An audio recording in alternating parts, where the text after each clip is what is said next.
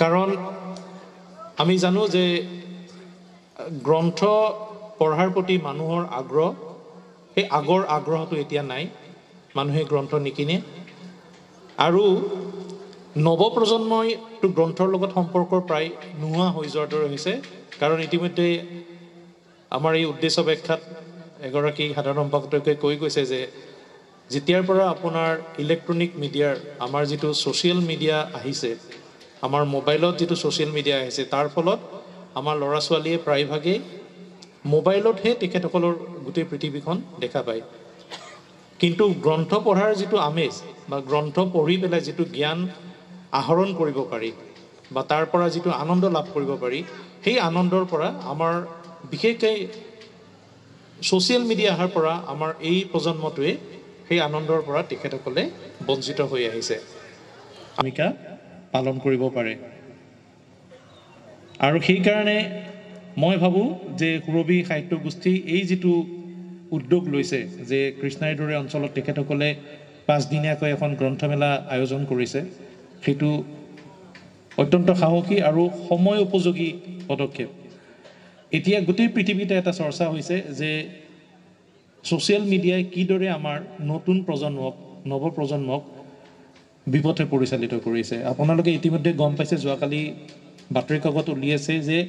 Australia চৰকাৰে যোৱাকালি তেখেতসকলৰ সংসদত এটা সিদ্ধান্ত লৈছে যে 16 বছৰ বয়সলৈকে কোনো শিশুৱে ছ'চিয়েল মিডিয়া ব্যৱহাৰ কৰিব নোৱাৰিব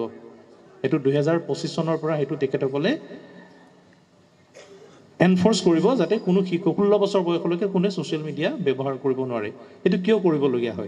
হৈছে সেইটো এটা বিৰাট ডাঙৰ বিতৰ্ক হৈছিলে কাৰণ ছ'চিয়েল মিডিয়াত সোমাই যোৱাৰ ফলত যিখিনি তেখেতসকলৰ জ্ঞান আহৰণৰ যিটো ৰাস্তা সেইটো যথেষ্ট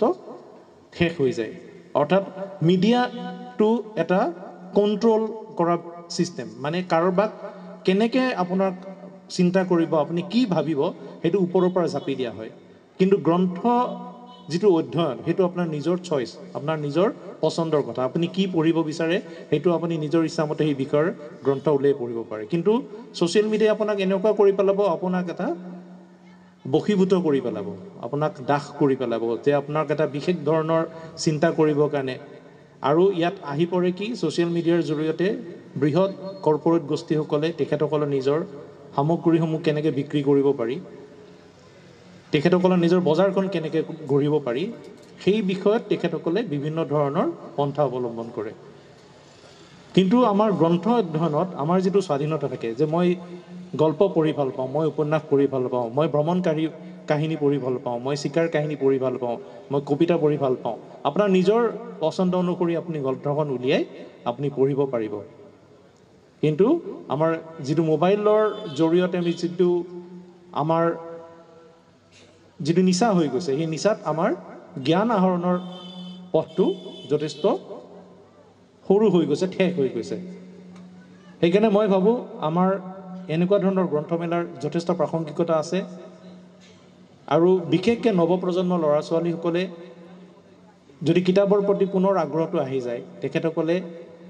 বুজি পাব যে কিতাপ পঢ়াৰ মাদকতা কেনেকুৱা মই ভাবোঁ ছোৱালীয়ে বুঢ়ী আইৰ সাধু পঢ়া নাই বা কোনোবাই যদি আপোনাৰ পঞ্চতন্ত্ৰৰ সাধু পঢ়া নাই তেনেহ'লে তেখেতৰ শৈশৱ আধৰুৱা হৈ আছে কোনোবা যদি টলষ্টয়ৰ সাধু পঢ়া নাই তেনেহ'লে তেখেতৰ শৈশৱ আধৰুৱা হৈ আছে আমি সেই স্কুলত থাকোঁতে আমি যিবিলাক সাধু পঢ়িছিলোঁ যে ঈশপৰ সাধু পঢ়িছিলোঁ বুঢ়ী আইৰ সাধু পঢ়িছিলোঁ সেই কাহিনীবিলাক আমাৰ এতিয়াও মনত আছে আৰু আমি প্ৰতিটো ঘটনাৰ লগত প্ৰতিটো পৰিৱেশৰ লগত আমি কিছুমান কাহিনীক আমি জড়িত কৰিব পাৰোঁ কাৰণ অধ্যয়নৰ জৰিয়তে আমাৰ যিটো কল্পনাৰ জগতখন আমি যথেষ্ট বহল কৰি দিব পাৰোঁ কিন্তু আমাৰ এতিয়াৰ শিশুসকলে মই ভাবোঁ এনেকুৱা বস্তুৰ পৰা যথেষ্ট বঞ্চিত হৈ গ'ল কাৰণ তেখেতসকলৰ মোবাইল অহাৰ পিছত আমাৰ অভিভাৱকসকলেও কিতাপ কিনা হয়তো বাদ দি দিলে বা অধ্যয়নৰ প্ৰতি আগ্ৰহ জন্মাবলৈ আমি যিখিনি কৰিব লাগে আমি সেইখিনি নকৰা হ'লোঁ আগতে আমাৰ স্কুলবিলাকৰ লাইব্ৰেৰীত আমাৰ মহান মনীষীসকলৰ ব্যক্তিসকলৰ জীৱনী আছিলে আমি তেখেতসকলৰ জীৱনী পঢ়ি তেখেতসকলৰ জীৱনৰ পৰা বহুত কথা শিকিবলৈ পাইছিলোঁ কিন্তু আজিকালি বহুতে ইভিন অন্য নালাগে আমাৰ নিজৰ অসমৰে যিসকল বৰেণ্য ব্যক্তি আছে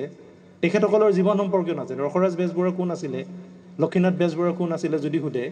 তেতিয়াহ'লে ক'ব নোৱাৰিব কোন ৰসৰাজ বেজবৰুৱা কোন আছিলে। তেখেতক ৰসৰাজ কিয় কোৱা হয় লক্ষ্মীনাথ বেজবৰুৱাক?